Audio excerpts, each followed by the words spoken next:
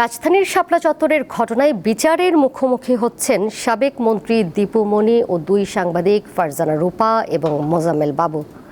Chief prosecutor অভিযোগ করে বলেন, মৃত্যুর তথ্য লুকানো ও ঘটনা ভিন্ন খাতে নেওয়ার চেষ্টার অভিযোগ রয়েছে তাদের বিরুদ্ধে। বৃহস্পতিবার ব্রিফিংয়ে তিনি এই অভিযোগ করেন। আগামী 14 মে তিনজনকে হাজির করার নির্দেশ দিয়েছে আন্তর্জাতিক অপরাধ ট্রাইব্যুনাল।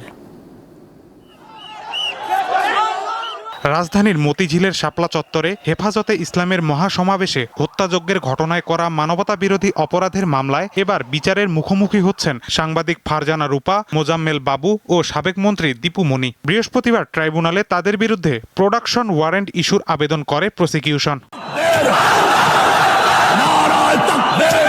তদন্তে উঠে আসে শাপলা চত্বরের হত্যাযজ্ঞের সময় পররাষ্ট্রমন্ত্রী ছিলেন দীপু মনি। ওই দিন আইন শৃঙ্খলা রক্ষাকারী বাহিনীর সদস্যরা একদল উচ্ছৃঙ্খল মানুষকে নির্মূল করেছেন বলে আন্তর্জাতিকভাবে প্রচার করেন তিনি। এছাড়া শুরু থেকেই হেফাজতে ইসলামের মহাসমাবেশকে উস্কানিমূলক হিসেবে ৭১ টেলিভিশনের মাধ্যমে প্রচার করেন দুই সাংবাদিক। বৃহস্পতিবার শুনানি শেষে এ বিষয়ে আদেশ দেন আন্তর্জাতিক অপরাধ ট্রাইব্যুনাল ১-এর বিচারক প্যানেল।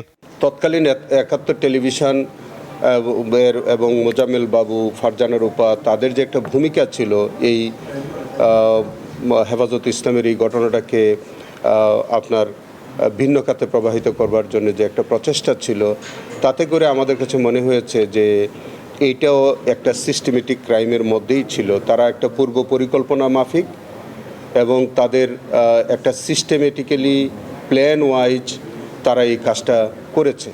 ফারজানা রূপা, মোজাম্মেল বাবু, পররাষ্ট্রমন্ত্রী দীপু মনি, এই তিনজনকে আপাতত আমরা তারা যেহেতু হেফাজতে আছে তাদেরকে আমরা প্রোটেকশন চেয়েছি। একই দিনে এই মামলার তদন্তের অগ্রগতি বিষয়ে জানতে ট্রাইব্যুনালে আসেন হেফাজতে ইসলামের নেতৃবৃন্দ।